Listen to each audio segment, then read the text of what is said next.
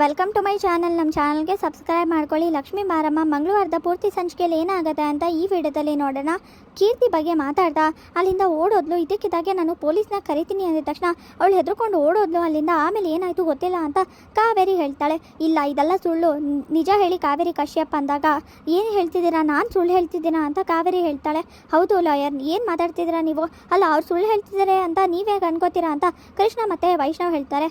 ನಾನು ಇಂಥ ಕೇಸ್ನ ಎಷ್ಟು ನೋಡಿಲ್ಲ, ಇವ್ರು ಸುಳ್ಳು ಹೇಳ್ತಿದ್ದಾರೆ ಅಂತ ನನಗೆ ಈಸಿಯಾಗಿ ಗೊತ್ತಾಗ್ತಿದೆ, ಹೇಳಿದ ತಕ್ಷಣ ನಾವು ನಂಬೋದಕ್ಕಾಗೋದಿಲ್ಲ ಅಂತ ಲಾಯರ್ ಹೇಳ್ತಾರೆ. ಹಾಗಾದರೆ ನನ್ನ ಹೆಂಡತಿ ಮೇಲೆ ನೀವು ಅನುಮಾನ ಪಡ್ತಿದ್ದೀರಾ ಅಂತ ಕೃಷ್ಣ ಹೇಳಿದಾಗ, ಕೆಲವೊಂದ್ಸಲಿ ಅನುಮಾನ ಪಟ್ಟಾಗ್ಲೇ ಉತ್ತರ ಎಲ್ಲ ಗೊತ್ತಾಗೋದು, ಸತ್ಯ ಬಯಲಾಗೋದು, ಅದು ನಮ್ಮ ಕರ್ತವ್ಯ, ನಾವು ಮಾಡ್ತಾ ಇದ್ದೀವಿ ಅಷ್ಟೇ ಅಂತ ಲಾಯರ್ ಹೇಳ್ತಾರೆ. ಇವ್ರು ಹೇಳೋದ್ರಲ್ಲಿ ಯಾವುದಕ್ಕೂ ಒಂದಕ್ಕೊಂದು ಸಂಬಂಧ ಇಲ್ಲ. ಕೀರ್ತಿ ಹೇಳೋದ್ರಲ್ಲಿ ಸುಳ್ಳು ಇದೆ ಅಂತ ನನಗೆ ಅನ್ನಿಸ್ತಿಲ್ಲ, ಅದು ಸತ್ಯ ಅನ್ನಿಸ್ತಿದೆ. ಇದು ಯಾಕೋ ಒಂದಕ್ಕೊಂದಕ್ಕೆ ಯಾವುದಕ್ಕೂ ಸಂಬಂಧ ಇದೆ ಅಂತ ಅನ್ನಿಸ್ತಿಲ್ಲ ಅಂತ ಲಾಯರ್ ಹೇಳಿದಾಗ, ಏನು ಹೇಳ್ತಿದ್ದೀರಾ ನೀವು ಅಂತ ಟೆನ್ಷನ್ ಮಾಡಿಕೊಂಡು ಕಾವೇರಿ, ಅಲ್ಲ ಇವಳೇನು ನನ್ನ ಕಡೆ ಲಾಯರಾ ಅಥವಾ ಬೇರೆ ಕಡೆ ಲಾಯರಾ, ಈ ಥರ ಮಾತಾಡ್ತಿದ್ದಾರಲ್ಲ, ಏನು ಮಾಡೋದು ನಾನು ಅಂತ ಕಾವೇರಿ ಅನ್ಕೋತಾ ಇರ್ತಾಳೆ ಮನ್ಸಲ್ಲಿ.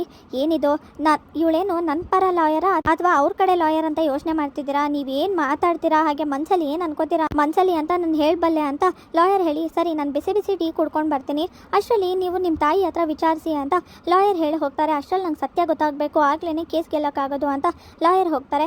ತಲೆ ಸುತ್ತ ಬಿದ್ದಿದ್ದಾರೆ ಅಜ್ಜಿ ಅಂತ ಕೃಷ್ಣನ್ಗೆ ಫೋನ್ ಮಾಡಿ ಹೇಳಿದಾಗ, ಹೌದಾ ಸರಿ ಈಗಲೇ ಬರ್ತೀನಿ ಅಂತ, ನಂಗೆ ಅರ್ಜೆಂಟಾಗಿ ಕೆಲಸ ಇದೆ, ಹೋಗಿ ಬರ್ತೀನಿ ಅಂತ ಕೃಷ್ಣ ಹೋಗ್ತಾರೆ. ಅಲ್ಲ, ಇವ್ರು ನೋಡಿದ್ರೆ ನನ್ನ ಮೇಲೆ ಅನುಮಾನ ಪಡ್ತಿದ್ದಾರೆ, ಏನಪ್ಪ ಮಾಡೋದು, ನಂಗೆ ಬೇರೆ ದಾರಿನೇ ಇಲ್ಲ. ಹಾಗಾದರೆ ಸತ್ಯ ಹೇಳಬೇಕಾ, ಯಾವ ಸತ್ಯ ಹೇಳಬೇಕು, ಪುಟ್ಟನ ಮುಂದೆ ಏನಂತ ಸತ್ಯ ಹೇಳಬೇಕು ನಾನು ಅಂತ ಟೆನ್ಷನ್ ಮಾಡಿಕೊಂಡು ಕಾವೇರಿ ಯೋಚನೆ ಮಾಡ್ತಿರ್ತಾಳೆ. ಸತ್ಯ ಹೇಳೋವರೆಗೂ ಇವರಂತೂ ಬಿಡೋ ಥರ ಕಾಣಿಸ್ತಿಲ್ಲ ನಾನು ಏನೇ ಹೇಳಿದ್ರು ಸುಳ್ಳು ಅಂತಲೇ ಹೇಳೋದು ಈ ಲಾಯರು, ಏನಪ್ಪ ಮಾಡಲಿ ಅಂತ ಕಾವೇರಿ ಟೆನ್ಷನ್ ಮಾಡ್ಕೊಂಡು ಯೋಚನೆ ಮಾಡ್ತಿರ್ತಾಳೆ. ಲಾಯರ್ ಟೀ ಕುಡಿಯೋಕ್ಕೆ ಅಂತ ಹೋದಾಗ ವೈಷ್ಣವ್ ಮಾತಾಡೋಕ್ಕೆ ಅಂತ ಹೋಗ್ತಾನೆ. ಓ ವೈಷ್ಣವ್, ನೀವು ಕೂಡ ಬಂದ್ರಾ, ಏನು ವಿಷಯ ಹೇಳಿ ಕೂತ್ಕೊಳ್ಳಿ ಅಂದಾಗ, ಅಲ್ಲ ಅಮ್ಮ ಹೇಳ್ತಾ ಇರೋ ಸುಳ್ಳು ಅಂತ ನಿಮ್ಗೆ ಯಾಕೆ ಅನ್ನಿಸ್ತಿದೆ, ಅಮ್ಮ ಸತ್ಯನೂ ಹೇಳ್ತಾ ಇರ್ಬೋದಲ್ಲ, ಯಾಕೆ ಸುಳ್ಳು ಅನ್ಕೋತಿದ್ದೀರಾ ನೀವು ಅಂತ ವೈಷ್ಣವ್ ಹೇಳ್ತಾನೆ. ಮತ್ತೆ ಏನು ಹೇಳಕ್ಕೆ ಬರ್ತಿದ್ದೀರಾ, ಏನಂತ ಅನ್ಕೋಬೇಕು ನಾನು ಅಂತ ಲಾಯರ್ ಕೇಳಿದಾಗ, ಅಲ್ಲ ಕೀರ್ತಿ ವಿಷಯನ ನೀವು ಯಾಕೆ ನಿಜ ಅಂತ ಅನ್ಕೋತಿದ್ದೀರಾ, ಅಮ್ಮ ಅವತ್ತು ಕೂಡ ನಮಗೆ ಇದೇ ವಿಷಯನೇ ಹೇಳಿದ್ದು, ಅದಕ್ಕೆ ಇವತ್ತು ಇದೇ ವಿಷಯ ಹೇಳ್ತಿದ್ದಾರೆ, ಇದು ಯಾಕೆ ನಿಜ ಆಗಿರಬಾರ್ದು ಅಂತ ವೈಷ್ಣವ್ ಹೇಳಿದಾಗ, ಸುಳ್ಳನ್ನೇ ಪದೇ ಪದೇ ಹೇಳ್ತಾನೆ ಇದ್ರೆ ಬಾಯ್ಪಾಠ ಮಾಡಿಕೊಂಡ್ರೆ ಅದೇ ಸತ್ಯ ಅಂತ ಕೇಳಿಸೋದಕ್ಕೆ ಶುರುವಾಗುತ್ತೆ, ಅದೇ ಥರನೇ ಆಗಿರ್ಬೋದಲ್ವಾ, ಅದಕ್ಕೆ ನಾನು ಇದನ್ನು ಮತ್ತೆ ಮತ್ತೆ ಪ್ರಶ್ನೆ ಮಾಡ್ತಾ ಇರೋದು, ನನಗೆ ಇದು ಅಗತ್ಯ, ನಾನು ಈ ಕೆಲಸನ ಮಾಡಲೇಬೇಕು ಅಂತ ವೈಷ್ಣವ್ ಹತ್ರ ಲಾಯರ್ ಹೇಳ್ತಾರೆ. ಅಲ್ಲ ನನಗೆ ಯಾಕೋ ಇದೇ ನಿಜ ಅನ್ನಿಸ್ತಿದೆ, ಅಮ್ಮ ಹೇಳ್ತಾ ಇರೋದು ಸುಳ್ಳಲ್ಲ ಅನ್ನಿಸ್ತಿದೆ, ಅಮ್ಮಂಗೆ ಸುಳ್ಳು ಹೇಳಿ ಏನಾಗಬೇಕಿದೆ ಅಂತ ವೈಷ್ಣವ್ ಹೇಳ್ತಾನೆ. ಸರಿ ಆಯಿತು, ಈಗ ಕೀರ್ತಿ ಬಂದಿದ್ದಾಳೆ ಅಂದ್ರಲ್ಲ, ಕೀರ್ತಿ ಚಿಕ್ಕ ವಯಸ್ಸಿಂದ ಚೈಲ್ಡ್ಹುಡ್ ಫ್ರೆಂಡ್ ಅಂತ ಹೇಳ್ತಿದ್ರಿ, ಅವಳ ಬಗ್ಗೆ ಒಂದು ವರ್ಡಲ್ಲಿ ಹೇಳಬೇಕು ಅಂದರೆ ಏನಂತ ಅನಿಸುತ್ತೆ ಹೇಳಿ ನೋಡೋಣ ಅಂತ ಇಲ್ಲಿ ಲಾಯರ್ ಕೇಳಿದಾಗ, ಅವಳು ತುಂಬ ಧೈರ್ಯವಂತೆ, ಎಲ್ಲದನ್ನು ನೇರವಾಗಿ ಮಾತಾಡ್ತಾಳೆ, ಯಾರಿಗೂ ಹಿಂದೆ ಮುಂದೆ ನೋಡೋದಿಲ್ಲ, ಇರೋ ಸತ್ಯನ ಹಾಗೆ ಹೇಳ್ಬಿಡ್ತಾಳೆ ಅಂತ ಇಲ್ಲಿ ಲಾಯರ್ ಹತ್ರ ವೈಷ್ಣವ್ ಹೇಳಿದಾಗ, ಅಲ್ವಾ ನೀವೇ ಹೇಳ್ತಾ ಇದ್ದೀರಾ ತುಂಬ ಧೈರ್ಯವಂತೆ, ಯಾವುದಕ್ಕೂ ಹೆದರ್ಕೊಳ್ಳಲ್ಲ ಅಂತ, ಇದನ್ನು ನಾನು ಜಡ್ಜ್ ಮುಂದೆ ಹೋಗಿ ಏನಾದರೂ ನಿಂತ್ಕೊಂಡು ಹೇಳಿದ್ರೆ ಅವ್ರು ತುಂಬ ಧೈರ್ಯವಂತೆ ಅಂತ. ಈಗ ಎದುರುಗಡೆ ಇರೋ ಲಾಯರ್ ಏನಂತ ಕೇಳ್ತಾರೆ ಹೇಳಿ, ಅಲ್ಲ ರೀ ಓಡೋಗಿ ಅವಳೇನೆ ಬಿದ್ಲು ಅಂತ ಹೇಳ್ತೀರಾ, ಕಾವೇರಿ ಅವ್ರು ಏನು ಮಾಡಿಲ್ಲ ಅಂತಲೂ ಹೇಳ್ತೀರಾ, ಈಗ ನೋಡಿದ್ರೆ ತುಂಬ ಧೈರ್ಯವಂತ ಹುಡುಗಿ ಅವಳು ಅಂತ ಹೇಳ್ತಿದ್ದೀರಾ, ಇದರಲ್ಲಿ ಯಾರು ನಂಬೋದು, ಧೈರ್ಯವಂತ ಆಗಿರೋರು ಯಾರು ತಾನೇ ಓಡೋಗಿ ಬೀಳ್ತಾರೆ ಅಂತ ಜಡ್ಜ್ ಮುಂದೆ ಎದುರುಗಡೆ ಇರೋ ಲಾಯರು ಕೇಳ್ತಾರೆ. ಆಗ ನಾನೇನಂತ ಉತ್ತರ ಕೊಡಬೇಕು ಅಂತ ಹೇಳಿದಾಗ ವೈಷ್ಣವ್ ಟೆನ್ಷನ್ ಮಾಡ್ಕೊಂಡು ನಿಂತಿರ್ತಾನೆ. ಆಗ ನಾನು ಕೂಡ ನಿಮ್ಮ ಥರ ಟೆನ್ಷನ್ ಮಾಡ್ಕೊಂಡು ಕಣ್ಕಂಡು ಬಿಟ್ಕೊಂಡು ನೋಡಬೇಕಾ, ಆಗ ಬಿದ್ದೋಗುತ್ತೆ ಕೇಸು, ನಿಲ್ಲೋದಿಲ್ಲ, ಅರ್ಥ ಮಾಡ್ಕೊಳ್ಳಿ, ಅದಕ್ಕೋಸ್ಕರನೇ ಈ ಥರ ಪ್ರಶ್ನೆ ಎಲ್ಲ ನಾನು ಕೇಳಲೇಬೇಕಾಗತ್ತೆ. ನೋಡಿ, ಯಾರೇ ಲಾಯರ್ ಆದರೂ ಕೂಡ ಅವ್ರ ಕಡೆಯವರು ಗೆಲ್ಲಬೇಕು ಅಂತಲೇ ವಾದ ಮಾಡೋದು, ಹಾಗೆಯೇ ನಾನು ಇವಾಗ ಗೆಲ್ಲಬೇಕು ಅಂದರೆ ನಿಮ್ಮ ತಾಯಿ ಸತ್ಯ ಹೇಳಲೇಬೇಕು, ಅದಕ್ಕೆ ಒಂದು ಕೆಲಸ ಮಾಡಿ, ನೀವು ನನ್ನ ಹತ್ರ ಮಾತಾಡೋ ಬದಲು ಹೋಗಿ ನಿಮ್ಮ ತಾಯಿ ಹತ್ರ ಏನು ವಿಷಯ ಏನು ನಡೀತು ಅಂತ ಪ್ರಶ್ನೆ ಮಾಡಿ ವಿಚಾರಿಸಿ, ಬೇಕಾದರೆ ಆಗ ಏನಾದರೂ ಮಾಡ್ಬೋದು, ನನ್ನ ಹತ್ರ ಮಾತಾಡಿದ್ರೆ ಏನು ಪ್ರಯೋಜನ ಇಲ್ಲ, ಒಟ್ಟಿನಲ್ಲಿ ಏನೇ ಆದರೂ ಸತ್ಯ ಮಾತ್ರ ಗೊತ್ತಾಗಬೇಕು ಅಷ್ಟೇ, ಆಮೇಲೆ ಏನು ಬೇಕಾದ್ರೂ ಮಾಡ್ಬೋದು ಅಂತ ಲಾಯರ್ ಹೇಳಿ ಹೋಗ್ತಾರೆ. ಹಾಗೆ ಇಲ್ಲಿ ಡಾಕ್ಟರು ಏನಾಯಿತು ಅಂತ ಕೃಷ್ಣ ಹೋಗಿ ಕೇಳಿದಾಗ, ಸ್ವಲ್ಪ ಟೆನ್ಷನ್ ಮಾಡ್ಕೊಂಡಿದ್ದಾರೆ, ಆರಾಮಾಗಿರಲಿ, ಅವರು ಆರಾಮಾಗಿ ನೋಡ್ಕೊಳ್ಳಿ, ಇನ್ನು ಮುಂದೆ ಯಾವುದೇ ಟೆನ್ಷನ್ ಕೊಡಬೇಡಿ ಅಂತ ಹೇಳಿ ಕರ್ಕೊಂಡು ಹೋಗ್ತಾರೆ. ಯಾಕೆ ಡಾಕ್ಟರ್ ಈ ಥರ ಆಯಿತು ಅಂತ ಕೃಷ್ಣ ಕೇಳಿದಾಗ, ಅವ್ರು ಏನಾದ್ರು ಟೆನ್ಷನ್ ಮಾಡ್ಕೊಂಡಿದ್ದಾರಾ, ಮನಸ್ಸಿಗೆ ಏನಾದ್ರು ಹಚ್ಕೊಂಡಿದ್ದಾರಾ ಅಂದಾಗ, ಅದು ಮೊನ್ನೆ ತಾನೇ ಈ ಮನೆ ಸೊಸೆ ತೀರ್ಕೊಂಡ್ರು, ಅದಕ್ಕೇನಾದರೂ ಅವರು ಈ ಥರ ಯೋಚನೆ ಮಾಡಿ ಈ ಥರ ಆಗಿರ್ಬೋದು ಅಂತ ಕೃಷ್ಣ ಹೇಳ್ತಾರೆ. ಸರಿ ಆಯಿತು, ಇನ್ಮೇಲೆ ಆಗೋಂಥ ವಿಷಯ ಯಾವುದೂ ಹೇಳಬೇಡಿ, ಸ್ವಲ್ಪ ಹುಷಾರಾಗಿ ನೋಡ್ಕೊಳ್ಳಿ, ಅದನ್ನೇ ಏನಾದರೂ ಮನಸ್ಸಿಗೆ ತೊಗೊಂಡಿರ್ಬೋದು, ಸ್ವಲ್ಪ ಅವರು ಆರಾಮಾಗಿರೋ ಥರ ಎಲ್ಲರೂ ನೋಡ್ಕೊಳ್ಳಿ ಅಂತ ಡಾಕ್ಟರ್ ಹೇಳಿ ಹೋಗ್ತಾರೆ. ಸುಪ್ರೀತಾ ನಿಂತ್ಕೋ, ಬೆಳಗ್ಗೆ ಎಲ್ಲಿ ಹೋಗಿದೆ ನೀನು ಅಂತ ಕೃಷ್ಣ ಕೇಳಿದ ತಕ್ಷಣ, ಏನಣ್ಣ ಆಗಲೇ ಹೇಳಿದ್ನಲ್ಲ, ಮತ್ತೆ ಮತ್ತೆ ಕೇಳ್ತಿದ್ಯಲ್ಲ, ಇಂಥ ಸಂದರ್ಭದಲ್ಲಿ ಬೇಕಾ ಅಂತ ಸುಪ್ರೀತಾ ಹೇಳ್ತಾರೆ. ಇಂಥ ಸಂದರ್ಭ ಅದೆಲ್ಲ ಬೇಕಾಗಿಲ್ಲ, ಎಲ್ಲಿಗೆ ಹೋಗಿದ್ದೆ ಅಂತ ಹೇಳು, ಮನೇಲಿ ಇಷ್ಟೆಲ್ಲ ಸಮಸ್ಯೆ ಆಗ್ತಿದೆ, ನೀನು ನೋಡಿದ್ರೆ ಆರಾಮಾಗಿ ಹೋಗಿ ಬಂದಿದ್ಯಲ್ಲ, ಅಂಥದ್ದು ಏನು ಕೆಲಸ ಇತ್ತು ನಿನಗೆ ಹೊರಗಡೆ ಹೋಗಂಥದ್ದು, ಅಮ್ಮನ ನೋಡ್ಕೊಳ್ಳೋದು ಬಿಟ್ಟುಬಿಟ್ಟು ಎಲ್ಲಿ ಹೋಗಿದ್ದೆ ಹೇಳು ನಿಜಾನ ಅಂತ ಕೃಷ್ಣ ಕೇಳ್ತಿರ್ತಾರೆ. ಅಷ್ಟರಲ್ಲಿ ವಿಧಿ ಬಂದು, ನನಗೆ ಗೊತ್ತು ಡ್ಯಾಡ್, ನಾನು ಹೇಳ್ತೀನಿ ಅಂದಿದ ತಕ್ಷಣ ಇಲ್ಲಿ ಸುಪ್ರೀತಂಗೆ ಶಾಕ್ ಆಗುತ್ತೆ, ಟೆನ್ಷನ್ ಆಗಿ, ಇವಳಿಗೆ ಗೊತ್ತು, ಇವಳೆಲ್ಲರೂ ನೋಡ್ಬಿಟ್ಲ ನನ್ನ ಅಂತ ಯೋಚನೆ ಮಾಡ್ತಿರ್ತಾಳೆ. ಸುಪ್ರೀತಾ ಎಲ್ಲಿಗೆ ಹೋಗಿದ್ರು, ನಿನಗೆ ಗೊತ್ತು ಅಂತ ಕೃಷ್ಣ ಕೇಳ್ತಾರೆ. ಇವ್ರು ಇನ್ನೆಲ್ಲಿ ಹೋಗಿರ್ತಾರೆ. ಆ ಕಾರುಣ್ಯ ಆಂಟಿ ಮನೆಗೆ ಹೋಗಿರ್ತಾರೆ ಅಂದಿದ ತಕ್ಷಣ ಏನು ಹೇಳ್ತಿದ್ಯಾ ವಿಧಿ? ಅಲ್ಲ ನಿನಗೆ ಗೊತ್ತು ನಾನು ಹೋಗಿದ್ದೆ ಅಂತ ಸುಪ್ರೀತಾ ಕೇಳ್ತಾರೆ. ಆಗ ನನಗೆ ಗೊತ್ತಿಲ್ಲ ಅಂತ ವಿಧಿ ಹೇಳ್ತಾಳೆ. ಮತ್ತೆ ನೀನೇನಾದ್ರು ನೋಡ್ದ, ಯಾರಾದರೂ ಹೇಳಿದ್ರಾ ಅಂತ ಸುಪ್ರೀತಾ ಹೇಳಿದಾಗ ನಾನು ನೋಡೂ ಇಲ್ಲ, ಯಾರು ಹೇಳೂ ಇಲ್ಲ.